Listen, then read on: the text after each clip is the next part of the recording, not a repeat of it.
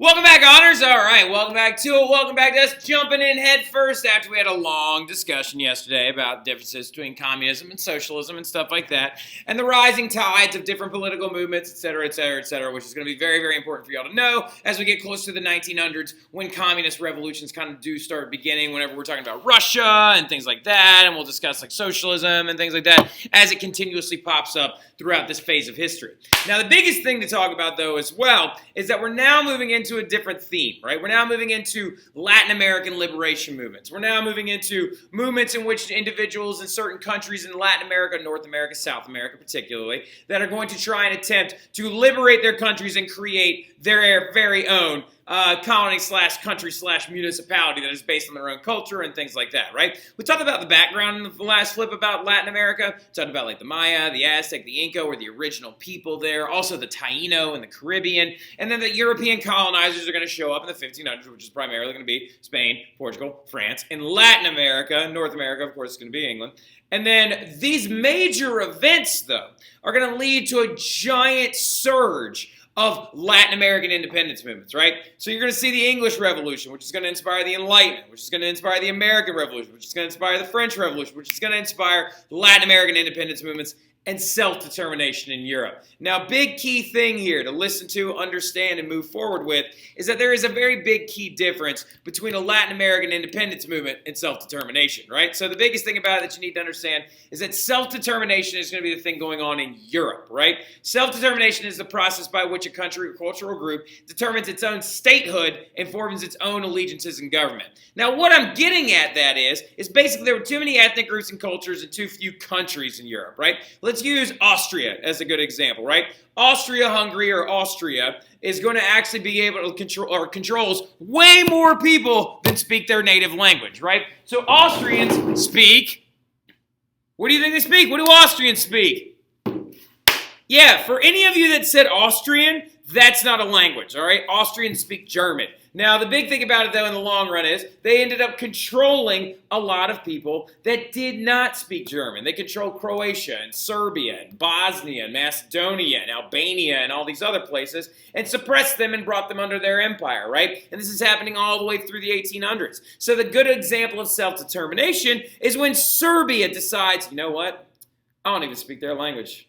I don't even like those people. I want to be my own country. How about that? That's self-determination, right? The idea of guiding a group of people through a nationalistic sense into its own statehood, right? Now, the biggest thing about it, though, is that's, again, like I said, happening mostly in Europe. That's going on in Europe. So looking at this right here, this is the Holy Roman Empire, the fully Roman Empire. This is actually, in the long run, would be known as the German Confederation. There's a huge amount of different cultural groups that exist inside that thing, but primarily they all speak German. So those people are going to decide that they all want to be one united province called Germany, right? So like the big thing also as well, when you look at this is the Latin American independence movements, right? This is the major difference between Latin American independence movements and self-determination. These were small revolutions that happened against European colonizers. So to explain the Latin American revolutions a little bit better, you got to kind of just pick one and run with it, right? So like, now the big thing about it though that you have to understand is that we are going to use one example. And most years I end up using like 2 or 3 examples, but this year, because of the time limitations and stuff like that, we're just going to use one.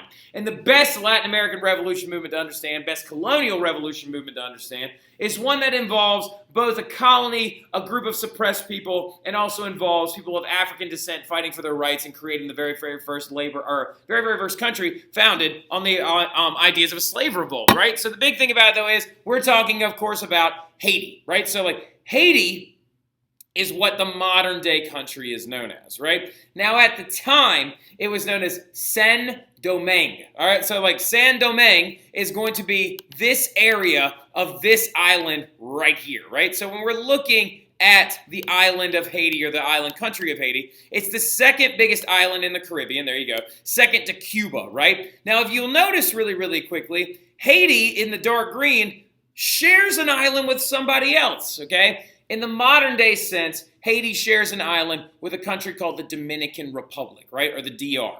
Now, the one island together, though, when you actually count Haiti and the Dominican Republic together, or at the time when they were colonies, Saint-Domingue and Santo Domingo, when you counted them all together as one island, they were referred to as Hispaniola. Okay, make sure you write that down. Haiti is located on the island of Hispaniola, Hispanola, all right? Hispaniola, very, very important. Now, the big thing about it, though, is Haiti was not always called Haiti. When Haiti was originally founded, it was known as Saint-Domingue, right? Saint-Domingue was home to a very intense plantation economy. It was actually home to pirates first, and that's a whole other thing. The original island inhabitants of Saint-Domingue were the Taino people. The Taino people are going to be the same people that Columbus basically kills through disease, massacre, and forced slavery to find gold reserves on the island, right? Now, the big thing about it, though, is what's going to end up happening. Pirates are going to inhabit it after all the gold runs out, and then the French are going to encourage these pirates to start settling the land in Saint-Domingue and start farming certain crops to make a lot of money for the French.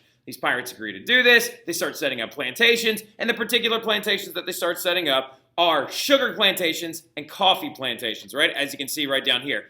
By the 1700s, the colony of Saint-Domingue is going to provide 40% of Europe's sugar and 60% of Europe's coffee and make tons of money. But the problem with this colony is how ridiculously entrenched into the system of slavery that it is, right? Now, the biggest thing about it is it's a plantation-style economy. And to give you an understanding of the situation that people that were slaves in Saint-Domingue were going through and having to live their lives through, first and foremost, you should know that most slaves that actually ended up in Saint-Domingue only lived for about 3 to 4 to 5 years. Reason why? Gross overwork, exhaustion that would lead to death, and then also diseases on the island like smallpox and yellow fever, right? Now, the thing about it is, that is going to show you that most of these slaves are directly African descendant, right? And to give you some numbers to understand that a little bit, 1 out of every 3 slaves from the entire triangle trade ended up in Saint-Domingue or on the island of Hispaniola at one point in their lives. And the population of the island is going to continue to grow, and as they continue to ship more and more slaves in to account for the dying slaves due to overwork, exhaustion, and yellow fever, which is so disgusting to even think about. And what's going to happen is you're going to end up with a population of an island that's got about 550,000 people on it, and 500,000 of them are African descendant slaves, right? So that's a 6-to-1 ratio of slave to free people, right? So when you're looking at the colony of Saint-Domingue that's producing a lot of sugar and coffee, which are labor-intensive crops, and it's also having a very massive amount of death due to exhaustion and stuff like that, that means that you're going to have an island with a lot of dissent on it, with a lot of revolutionary fervor, with a lot of anger and aggression. And Haiti is steeped in a lot of culture, right? Huge amount of culture to this day. They still speak French. Their most populated city is Port-au-Prince, and they actually also produce more professional athletes per capita than any other place in the Caribbean, right? For example, this right here is Pierre Garçon, who is actually a direct Haitian citizen who ended up playing football for Washington for a little while. And then on top of everything else, LeBron James is half Haitian. His mother is Haitian, right? So the thing about it, though, is getting after it is, as you can see with this understanding of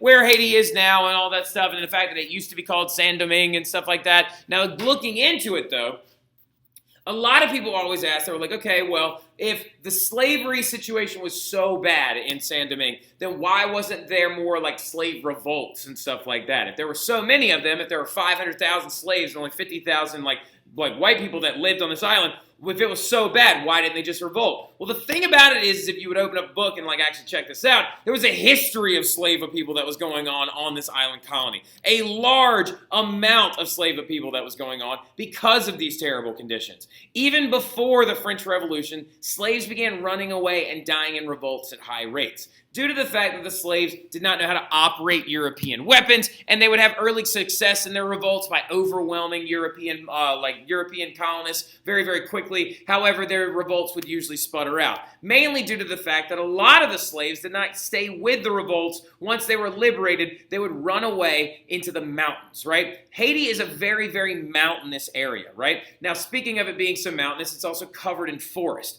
And what's going to end up happening is slaves are going to establish runaway communities called maroons. They're going to hide in those woods and in those mountains so they never have to go back to slavery ever again. So these slave revolts happened all the time because their lives were so terrible and because they deserved freedom and because they wanted to actually free themselves and make it so you couldn't sell their children. So what's going to happen, though, is they obviously, as you can see, don't have a leader. These slave revolts before the French Revolution were very sporadic, plantation to plantation, depending on who else was actually there or how that specific master actually treated those people, right? So now the biggest thing about it, though, is a lot of this violence and aggression was also directly caused by the fact that Saint-Domingue had a very unusual and fragile social class system. So when you're looking at the social class system of Saint-Domingue, now Haiti, when you're looking at it, you have to understand that there are 4 key classes in Saint-Domingue, and it doesn't even necessarily look like a triangle. It actually looks much more like a square, right? Because there are 2 classes on the top and then 2 on the bottom, and they're separated by race, okay? So when you're looking at the social construct of the island of Saint-Domingue in this French colony, you have to understand that there was a large population of these people known as the wealthy white planters or Grand Blancs, right? Like, so that 550,000, that number of the population by the 1700s, about 10,000 of them were these people known as Grand Blancs, who owned huge plantations, coffee and sugarcane plantations, and owned most of the land in Saint-Domingue. Now, the issue with them is most of them don't even live there. Most of them actually still live back in France. They just own the tracts of land, and they just own the plantation land that exists back in the island. So the wealthy white planters aren't even really there, and the only thing they care about is taxes and trade routes and the protection of those things, right? Now, next to them on the island, you had these people called the Franchi, all right? So, like, Franchi is spelled F-R-A-N-C-H-E-I-E, and is also code for free people of color, right? There's about 20,000 of them. Free people of color were actually either one of 2 things. They were slaves that had purchased their freedom because it was illegal in French colonies to work on a Sunday because they were Catholic and stuff like that. You could work on your off time and actually make enough money to buy your freedom. But also, most of the colonists, like I said earlier, were actually pirates and single men, right? So what's going to happen when there are slave women coming over to the colony? There is going to be that racial mixing that occurred, like we talked about several units ago, and a large population of the people on the island are going to be what you would refer to in the social class system at the time as mulatto, right? So the big thing about it is many of those children would be emancipated by their fathers. They're usually white fathers, and that would actually have a large population of considered black mixed race people and these former slaves. And they were known as the Franchi, or the free people of color, right? 20,000 of them, very large population. Some of them even made enough money to actually own plantations of their own, right? So, which is a very interesting idea. Now, in direct competition with the Franchi were these people down here, the white laborers, who were like artisans, overseers, carpenters, day laborers, and things like that lived on the island. They were known in opposition to the Grand Blancs as the Petite Blancs, right? The Petite Blancs made up about 30,000.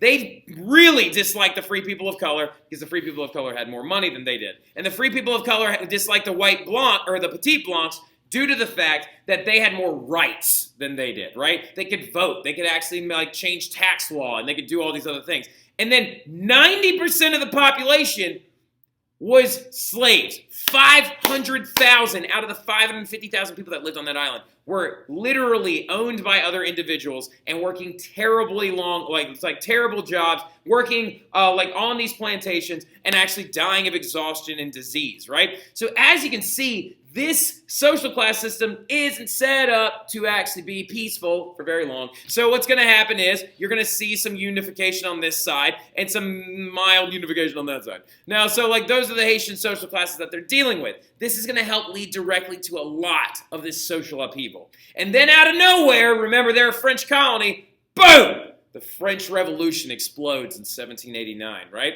So when that happens, slaves back in Saint-Domingue start hearing rumors about apparently that the French king, Louis XVI, when the revolution started, said that they were free. So they start having massive revolts. They start burning plantations, and they actually they have a massive voodoo ceremony and stuff like that, where a guy now, I think his last name is Booker, says that it's you'll see a sign when a revolt's supposed to start, and an overcast sky demonstrated that it was going to happen. And so they had these massive revolts. But remember, what was the biggest problem with the earlier revolts that resulted in the Maroons? They weren't being led. They didn't have a leader. They needed someone to guide them forward. And that man would rise up in 1789 and 1790 and begin to take hold of these slave revolts and begin to try and figure out ways to help them actually grow their prosperous lives and lead to an ending of slavery. Now, the earliest revolts that this man wasn't involved in or didn't lead yet were actually going to result in the free people of color being able to given rights to legally vote and also own slaves of their own. But that's going to, of course, not be very stable, right? But then enter in Toussaint L'Ouverture, right? Literally, his name is actually Toussaint Breda, but he ends up changing his name to Toussaint L'Ouverture. Toussaint L'Ouverture is one of the most important revolutionaries in Western civilization's history. You could argue that he is so much more important than so many other people that we have talked about, because he is going to successfully, spoiler alert, lead Haiti to become the very, very first nation founded by former slaves, right? So this former slave himself was born on a slave plantation. And what ended up happening is he was emancipated by the guy who owned the plantation and who owned him. And this man actually took a liking to Toussaint and believed that he was very intelligent. Taught him how to read, taught him how to write, educated him in Enlightenment ideas, right? And so Toussaint was untrained in a military sense, but he was very, very, very intelligent. So he begins to read and study, and he realizes, looking at the former slave revolts, the reason why that they've never been able to be successful is that they were not organized like a military, like the way that the Napoleonic forces and the militaries back in Europe fight. So he begins to figure out how to train militaries, how to organize them, how to pass out guns and munitions and actually have flanking movements and use hybrid Napoleonic and guerrilla warfare tactics to his advantage, right? Becomes a very skilled diplomat. And he takes leadership of a slave revolt that breaks out in 1791 after this original one that broke out in 1789. Then he actually moves forward with a force of 100,000 slaves in his military, right?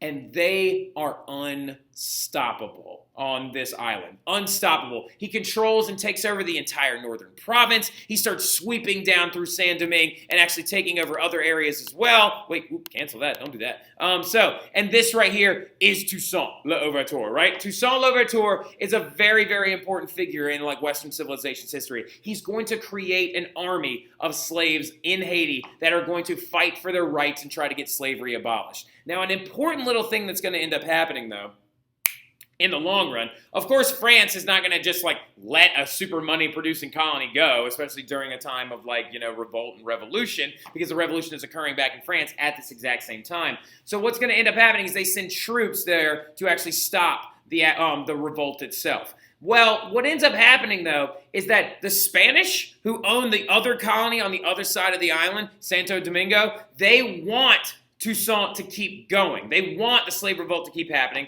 because they tell Toussaint, look, if you fight for Spain, right, fight for Spain, we'll liberate your people, abolish slavery, and we'll take over the other half of the island. The French then call the British to help them out. And Toussaint does do this and goes to the Spanish army and gets literally made an officer in the Spanish army. They make him an officer in the Spanish army because he's like, look, if France isn't going to free my people, I'll go with Spain, right? So, to try and prevent the losing of this money-making colony, France, under pressure, and you wouldn't believe it if I told you, the guy that actually signed this into law, France, under pressure from this slave revolt, being led currently by Maximilien Robespierre, decides to outlaw slavery in the colony of Saint-Domingue. Ooh, excuse me. This is an amazing story and an amazing triumph because if you see what happened, Toussaint L'Ouverture played the Spanish and French against each other, right? So when this happens, he defects back to the French side and he becomes the first leader and diplomat and governor of Saint-Domingue, right? He becomes a French citizen. All French citizens are now going to be on this island. Former slaves will now be liberated, and slavery would be abolished because of his genius planning to join the Spanish army and then defect back to the French. Oh, God, I got the black lung, y'all. I got the black lung. Sorry, Molly. What the heck, man? So, the big thing about it, though, is you would think that the story might just end there, right? Maybe the story ends there. Toussaint Louverture is successful. He has slavery outlawed in the colony of Saint-Domingue. But you know it can never be that simple because of this guy, right? As you know, if you were paying attention, 1794 is when the Committee of Public Safety finally falls. The Directory phase shows up, and Saint-Domingue is led by Toussaint Louverture and actually is very prosperous, and they still grow sugarcane, they still grow coffee and stuff like that. And they go forward in general, but this dude takes over in 1799. And Napoleon is a massive racist, and he's awful, and he literally wants to reinstate slavery in the colony. So when Napoleon takes over France in 1799, he decides that he wants to recreate the old French Empire that existed over North America before he was in power. He wants to fight the English. He wants the Louisiana Territory to turn into something. And he wants to hold on to Saint-Domingue, and he wants it to be more profitable. But why? At this point, is it not very profitable? Because the people that are working there now need to be paid. So he wants to try and literally bring slavery back, and he wrote it in the Napoleonic Code. He accused Toussaint Louverture of trying to plan another uprising and defect from the French completely and join the Spanish. And sends a massive military over to Saint-Domingue to try and stop the revolt. And what ends up happening is Toussaint Louverture is lured into a meeting where he is then captured, arrested, and separated from his family, his wife and children, and literally deported to France, where he would die in the French Alps, right? He died 10 months later, freezing to death in the French Alps because his body could not handle the conditions where he was being locked up in. Now, this is going to enrage the Haitian population so much that they're going to continue to fight for their freedom and fight for their freedom. And what ends up happening is Jean-Jacques Desolene takes over for Toussaint Louverture, right? Jean-Jacques Desolene is Toussaint Louverture's right-hand man. He helped him fight off a civil war that was going on the island. He helped him actually move forward, helped him liberate the slaves originally, helped him actually make sure that defecting back to France was a good idea, right? He is Toussaint's main general. And the biggest difference between him and Toussaint is he is very brutal, right? Jean-Jacques Desolene was his former slave himself, right? Now, he was owned by a master, though, that was not like Toussaint Louverture's. He did not teach him how to read. He did not teach him how to, enjoy Enlightenment ideas. Jean-Jacques Desolene witnessed and was tortured on his sugarcane plantation. His body was covered in scars from lashings, and he claimed that he had seen slave children and babies killed maliciously to punish their parents, right? And he witnessed these terrible things happen. So his differences in how he wants to lead is that he believes that there is no going back, and he believes that there is no making this easy, and that there is no way that you can stay with France because they are the perpetrators of all of that violence. So in January 1st of 1804, he declared Haiti an independent country, and he uses guerrilla warfare, and also disease helps him out a lot because yellow fever killed a lot of the French military, against the French military, and retakes Haiti. Unfortunately, he also leads a massive massacre where over 1,000 people, French colonists, were killed by him and his armies because he was what you did to us, we will now do back to you, right? Now, the thing about it, though, is he is a very interesting figure as well because he's kind of a revolutionary, but he also is very brutal, right? He's creates the very first black colony to free itself from European control, and it's the second colony ever to revolutionize from Europe, the other one being the United States. Jean-Jacques Desolene would become the very first emperor of Haiti, but he would later be assassinated in revolt, and by 1820, Haiti is going to become an independent republic with democratic elections, and he is the one that actually brought in the name Haiti, right? He gets rid of the name Saint-Domingue as of January 1st, 1804, and he says that this place is Haiti, which is the name that the Taino people used to use it to refer to the island, and all of its mountains, right? So that right there is the Latin American Revolution of Haiti, and we will talk more about this stuff later on, and we're going to get into the political isms that are growing in Europe during the Napoleonic era. But I'll see y'all then. Y'all have a good one.